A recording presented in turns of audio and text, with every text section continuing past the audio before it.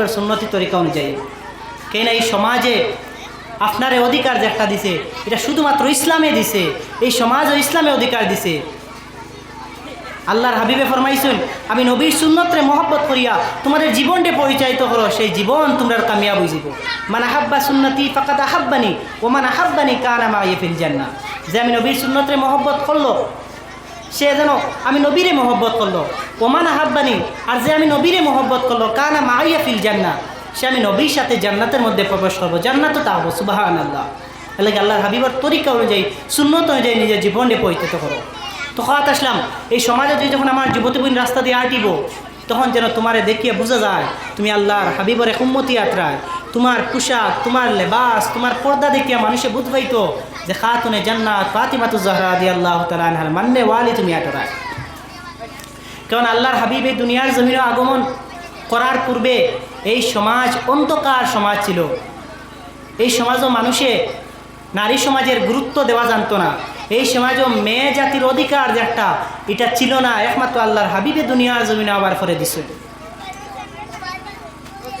আল্লাহর হাবিব দুনিয়ার জমিনে আবার আগে এই দুনিয়ার জমিনেও মেয়ে জাতিরে জিন্দা দাফন করা হয়ে যাইত, জিন্দা গাইলেও হইতো। আল্লাহর হাবিবের একজন প্রিয় সাহাবী হযরতে দাহিয়াতুল কলবি রাদিয়াল্লাহু তাআলা আনহু,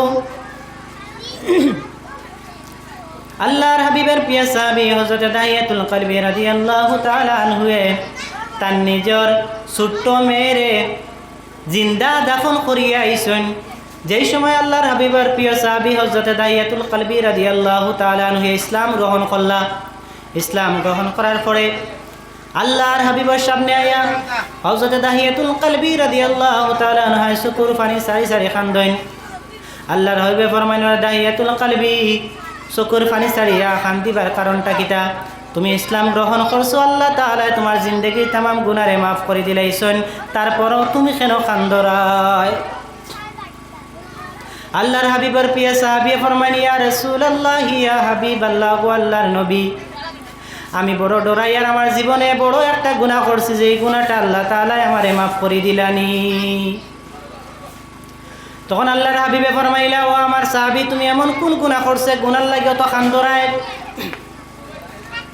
তখন আল্লাহর হাবিবের প্রিয় সাহাবী হযরতে দাহিয়াতুল কলবি রাদিয়াল্লাহু তাআলা আনহু চকুর পানি সারি সারি জানাইন, ইয়া রাসূলুল্লাহ, ইয়া হাবিবাল্লাহ, আমি আমার নিজর কলিজার টুকরা মেয়ে জামিলারে নিজের হাতে জিন্দা দাফন করি লাইছি। ইয়া রাসূলুল্লাহ, ইয়া হাবিবাল্লাহ, আমার স্ত্রী যখন গর্ভবতী ছিল, ওই সময় আমি দেশ ছাড়িয়া শাম দেশে ব্যবসার উদ্দেশ্যে রওনা দিলাম।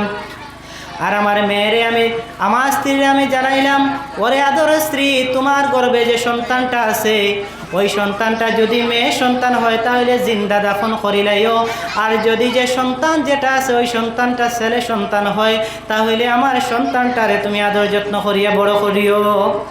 ইয়া রাসূলুল্লাহ, ইয়া হাবিবাল্লাহ, আমি যেই সময় ব্যবসা থাকি বাড়িতে ফিরলাম, দীর্ঘ কয়েক বছর অতিবাহিত হইল। ইয়া রাসূলুল্লাহ, ইয়া হাবিবাল্লাহ, আমি বাড়িতে দেখি আমার একটা কলিজার টুকরা ফুটফুটে কলিজা সন্তান, আমার মেয়ে সন্তান জামিলা আমারে বাবা বাবা হইয়া জড়াইয়া ধরল। ইয়া রাসূলুল্লাহ, ইয়া রাসূলুল্লাহ, ইয়া হাবিবাল্লাহ, আমি আমার মেয়েরে যেই সময় আমার মেয়ে আমার সামনে আমার জড়াইয়া ধরলাম, আমার স্ত্রী আমি ডাকিয়া জিজ্ঞাসা করলাম, ওরে আদরের স্ত্রী, এই মেয়েটা কার মেয়ে যে মেয়েটা আমারে বাবা হইয়া জড়াইয়া ধরল? ওই সময় স্ত্রী জানাইলা, আদরের স্বামী, এই মেয়েটা আপনার কলিজার টুকরা মেয়ে, যেই মেয়েটা আমার গর্ভে ছিল, আর আপনি সামদেশে ব্যবসার উদ্দেশ্যে রওনা হইছিলা। ও আমার স্বামী, আমার মেয়েরে আমার কলিজায় মানছে না দাফন করতাম।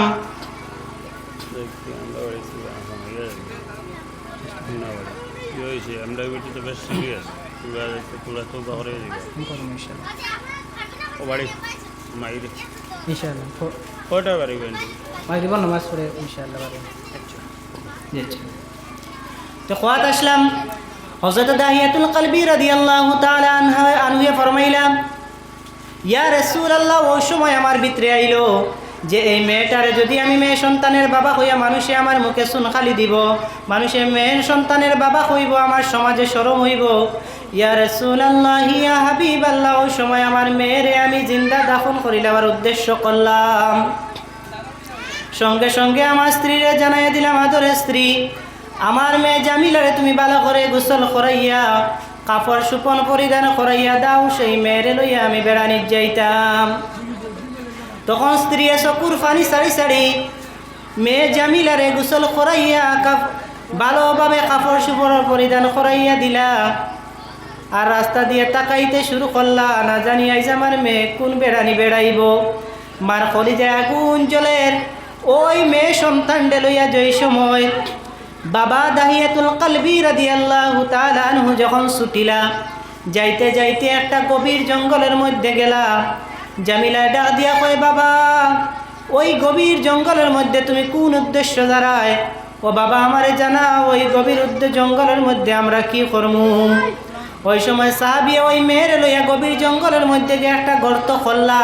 গর্ত করিয়া যেই সময় গর্ত তারে প্রস্তুত করিলাইলা, ওই সময় জামিলায় বাবার সামনে গিয়া দাড়ি হাতাইয়া দে, মাথা হাতায়, আর বাবারে আদর যত্ন করে কয়, বাবা ওই গর্তের মধ্যে তোমার কি প্রয়োজন হইল?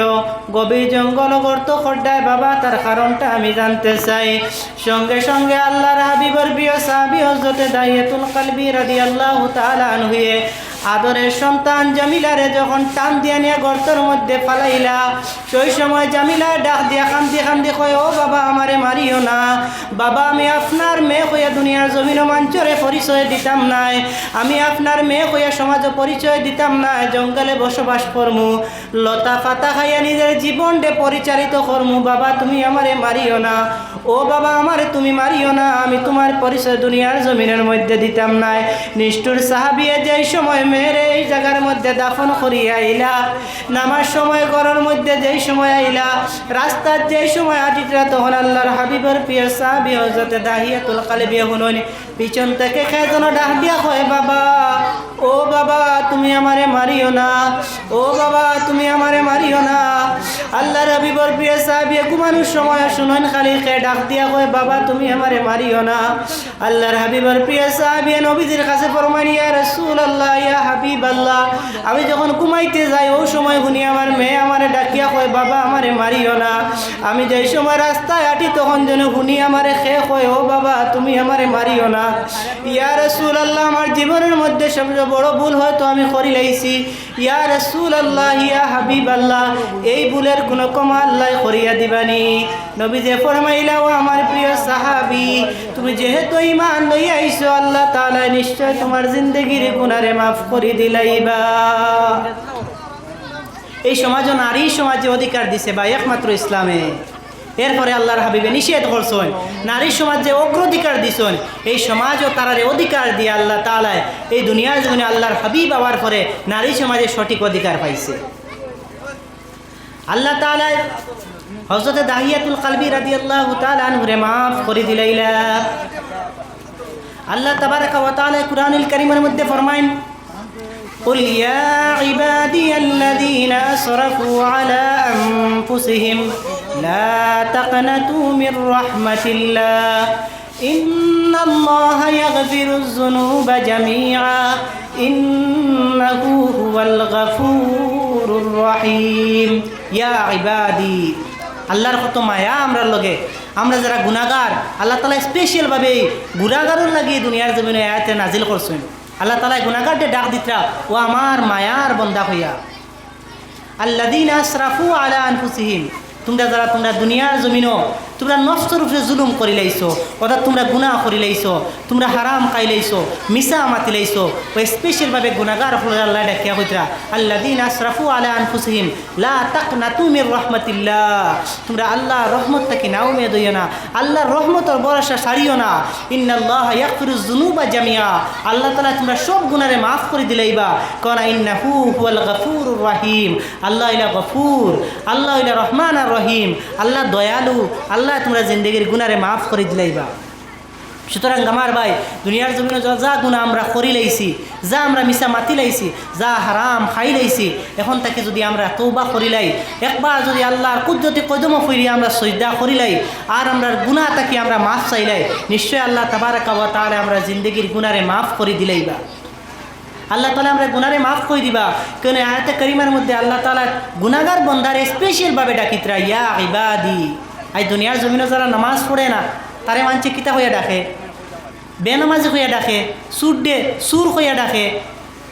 দুনিয়ার জমিনে মিশা মাত্রারে মানছে মিশা মাত্রা হইয়া ডাকে, কিন্তু আমার আল্লাহ কইতরা, ইয়া ইবাদি, ও আমার মায়ার বান্দা, আল্লাযিনা আসরাফু আলা আনফুসিহিম, তোমরা যারা তোমাদের নফসের উপর জুলুম করছো, তোমরা আমার রহমত তাকি না উমেদ হয়ে না, আমি আল্লাহ তোমরা জিন্দগির সবরে গুনারে আমি আল্লাহ মাফ করে দিলাই। আল্লাহ এমন দয়াল, একবার আল্লাহর কাছে তৌবা করিয়া আজ থেকে নামাজের পাবন্দি হইসাও, আজ থেকে মিশা মাছ ছাই দেও, আজ থেকে আল্লাহর হাবিবার তরিকা অনুযায়ী চলা শুরু করো। আল্লাহ তাআলা আমাদের জীবনডে, আমাদের এই যৌবনডে আল্লাহ তাআলা পরিবর্তন করিয়া দিলাইব, যদি আমি নিজে পরিবর্তন হতে চাই। কেননা আল্লাহ তাআলা এই দুনিয়ার জমিনের মধ্যে বড় বড় গুনাহগার আপনারা মাফ করে দিয়েছে। লম্বা ঘটনা, হযরতে মুসা আলাইহিস সালাতু ওয়াস সালামের জমানাত এক নাফরমানডে, এই মুসার জমানাত এত বড় নাফরমান আসলো যে নাফরমানের কারণে সব দুর্ভিক্ষ মুসার কৌমের মধ্যে আইছে। হযরতে মুসা আলাইহিস সালাতু ওয়াস সালামে এই নাফরমানডে জঙ্গলের মধ্যে ফাটাইয়া দিছেন, তাড়াইয়া এলাকার মানুষে কুদাইয়া নিয়ে জঙ্গলে ফাটাইয়া দিছেন। সেই জায়গায় গিয়া না খাইয়া আর উপাস অবস্থায় তাকিয়া জঙ্গলের মধ্যে তাকিয়া ওই ব্যক্তি মারা গেছে। তখন ও আল্লাহ তাআলা হুকুম করছেন, ও মুসা যাও আমার ওলির জনাজার নামাজ তুমি গিয়া করো।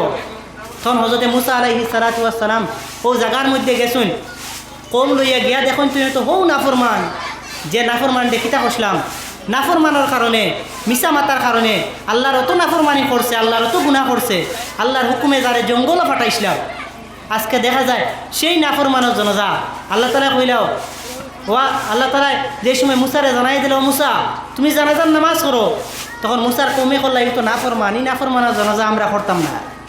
তখন আল্লাহ জানাই দিলা, ও মুসা জানাই দেও তোমার কমরে, আমার বন্দায় আমার কাছে ওলা খান্দা খান দিছে, ওলা মাফ সাবা চাইছে, আর ওলা আমার কাছে কমা চাইছে, আমি আল্লাহ দয়া লাগি গেছে তারে মাফ করে দিয়া কলি বানাইয়া দিলাইছি, তোমার কমরে জানাইয়া দেও যদি আমার বন্দার জানাজার নামাজে শরীক হইন তারা জিন্দগির গুনারে মাফ করে দিলাম। সুবহানাল্লাহ, আল্লাহ কত দয়াল, আপনি কত বড় গুনাহ করছেন, আল্লাহর রহমত থেকে বেশি করছি না ভাই, আল্লাহর রহমতে বেশি করা সম্ভব হইতো না। একবার আল্লাহর কুদরতি কদম আইয়া, একবার আল্লাহর কাছে চাইয়া, চকুর পানি ছাড়িয়াও যে আল্লাহর কাছে চাইতে পারি, তাই আল্লাহ মাফ করে দিতে আমরা সময় লাগতো না। সুতরাং আজ থেকে পরিবর্তন হওয়ার চেষ্টা করো, এই ওয়াজ মাহফিল থেকে আপনার নিজের জীবনকে পরিচালনা করিয়া নিজের জীবনকে বদলাইবার চেষ্টা করো। আল্লাহ তাআলা আমরা দুনিয়া আখিরাতে কামিয়াব করব। ওয়া আখিরু দাওয়ানা আলহামদুলিল্লাহি রাব্বিল আলামিন।